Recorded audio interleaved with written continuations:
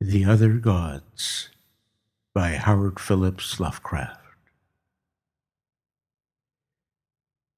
But now they have betaken themselves to unknown Kadath and the cold waste where no man treads, and are grown stern, having no higher peak whereto to flee at the coming of men.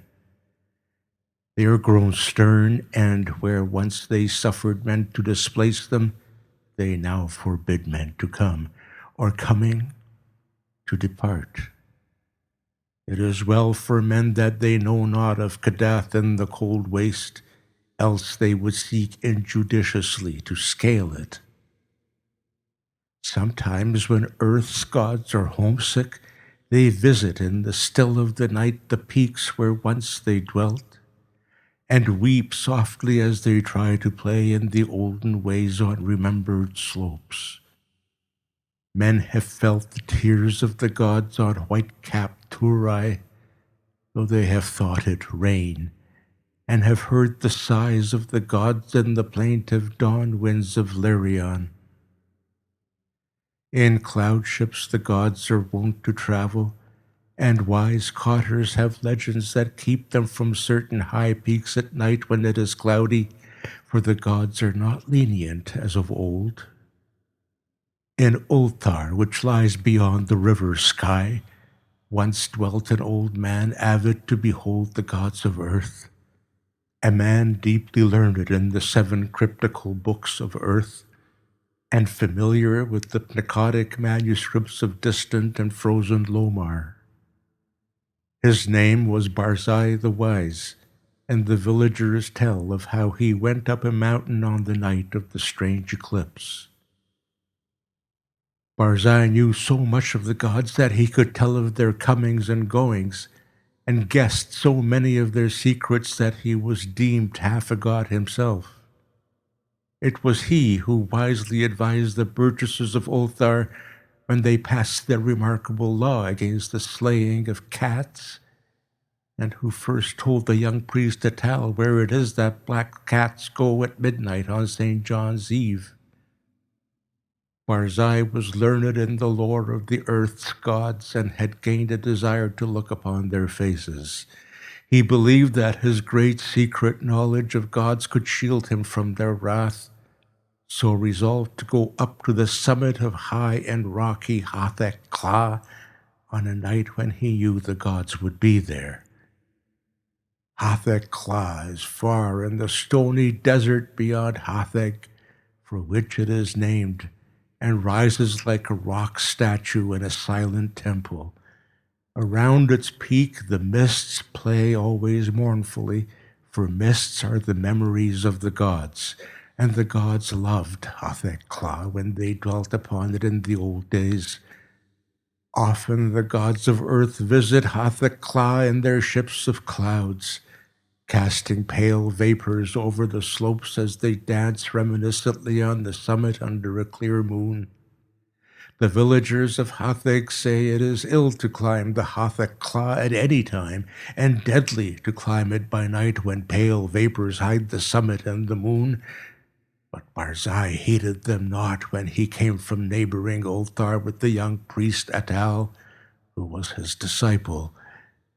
Atal was only the son of an innkeeper and was sometimes afraid, but Barzai's father had been a landgrave who dwelt in an ancient castle, so he had no common superstition in his blood, and only laughed at the fearful cotters. Barzai and Atal went out of Hatheg into the stony desert despite the prayers of peasants, and talked of earth's gods by their campfires at night. Many days they travelled, and from afar saw lofty Hathek Kla with his aureole of mournful mist.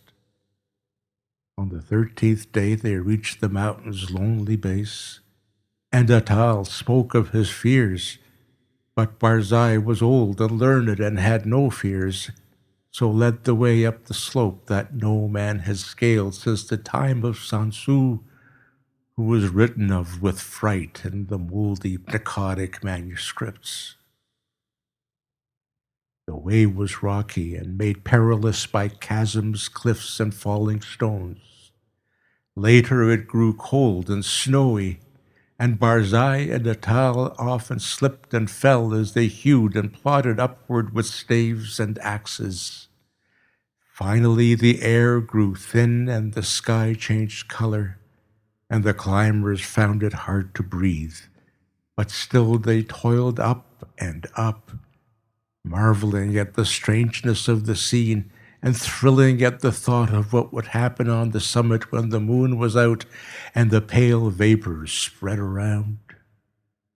For 3 days they climbed higher and higher toward the roof of the world. Then they camped to wait for the clouding of the moon. For 4 nights no clouds came, and the moon shone down cold through the thin, mournful mist around the silent pinnacle. Then on the 5th night, which was the night of the full moon, Barzai saw some dense clouds far to the north, and stayed up with Atel to watch them draw near. Thick and majestic they sailed, slowly and deliberately onward, ranging themselves round the peak high above the watchers and hiding the moon and the summit from view. For a long hour the watchers gazed whilst the vapors swirled and the screens of clouds grew thicker and more restless. Barzai was wise in the lore of Earth's gods and listened hard for certain sounds, but Atal felt the chill of the vapors and the awe of the night and feared much. And when Barzai began to climb higher and beckon eagerly, it was long before Atal would follow. So thick were the vapors that the way was hard, and though Atal followed at last, he could scarce see the grey shape of Barzai on the dim slope above in the clouded moonlight. Barzai forged very far ahead, and seemed, despite his age, to climb more easily than Atal, fearing not the steepness that began to grow too great for any save a strong and dauntless man, nor pausing at wide black chasms that Atal could scarce leap.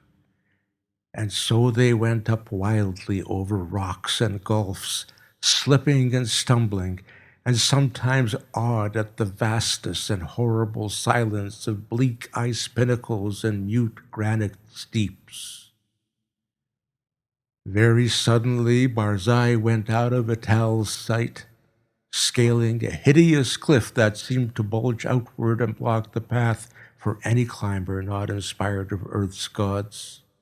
Atal was far below and planning what he should do when he reached the place, when curiously he noticed that the light had grown strong, as if the cloudless peak and moonlit meeting place of the gods were very near.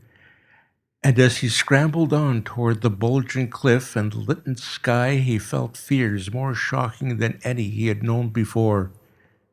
Then through the high mists he heard the voice of Barzai shouting wildly in delight, "I have heard the gods! I have heard Earth's gods singing in revelry on Hathak Kla. The voices of Earth's gods are known to Barzai the prophet. The mists are thin and the moon is bright, and I shall see the gods dancing wildly on Hathak Kla that they loved in youth. The wisdom of Barzai hath made him greater than Earth's gods, and against his will their spells and barriers are as naught. Barzai will behold the gods, the proud gods, the secret gods, the gods of Earth who spurn the sight of man." Atal could not hear the voices Barzai heard, but he was now close to the bulging cliff and scanning it for footholds. Then he heard Barzai's voice grow shriller and louder. "The mist is very thin and the moon casts shadows on the slope. The voices of Earth's gods are high and wild, and they fear the coming of Barzai the Wise, who is greater than they. The moon's light flickers as Earth's god dance against it. I shall see the dancing forms of the gods that leap and howl in the moonlight. The light is dimmer, and the gods are afraid. While Sparzai was shouting these things, Atal felt a spectral change in all the air, as if the laws of earth were bowing to greater laws. For though the way was steeper than ever, the upward path was now grown fearsomely easy, and the bulging cliff proved scarce an obstacle when he reached it and slid perilously up its convex face. The light of the moon had strangely failed, and as Atal plunged upward through the mists, he heard Barzai the Wise shrieking in the shadows. The moon is dark, and the gods dance in the night. There is terror in the sky, for upon the moon hath sunk an eclipse foretold in no books of men or of earth's gods. There's unknown magic on Hathach Cla, for the screams of the frightened gods have turned to laughter, and the slopes of ice shoot up endlessly into the black heavens whither I am plunging. Hey, hey, at last, in the dim light I behold the gods of earth.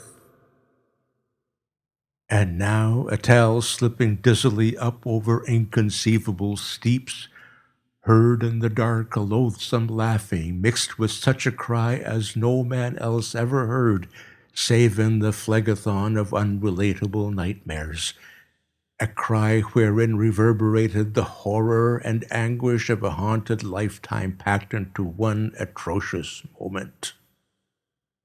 The other gods! The other gods! The gods of the outer hells that guard the feeble gods of earth!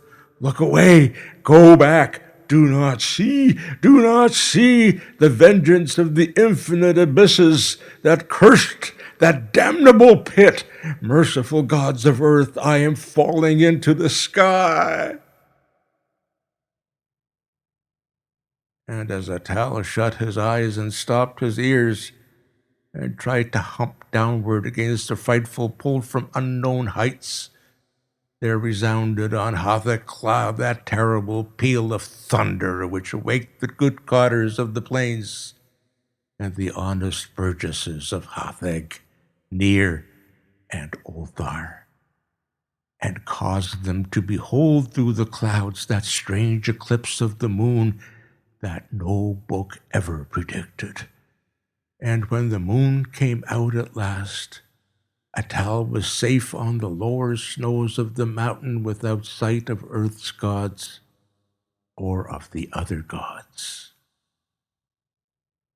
Now, it is told in the moldy Pnakotic manuscripts that Sansu found naught but wordless ice and rock when he did climb Hathacla in the youth of the world.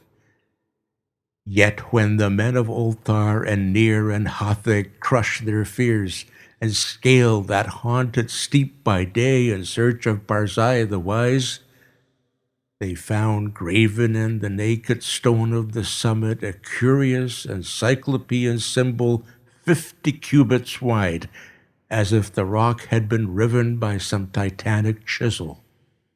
And the symbol was like to no one that learned men have discerned in these frightful parts of the Pnakotic manuscripts, which were too ancient to be read. This they found. Barzai the Wise they never found, nor could the holy priest Atal ever be persuaded to pray for his soul's repose.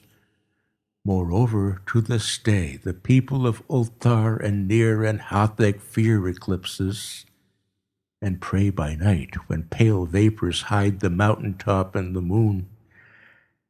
And above the mists on Hathach Cla, earth's gods sometimes dance reminiscently, for they know they're safe and love to come from unknown Kadath in ships of clouds and play in the olden way as they did when earth was new and men not given to the climbing of inaccessible places.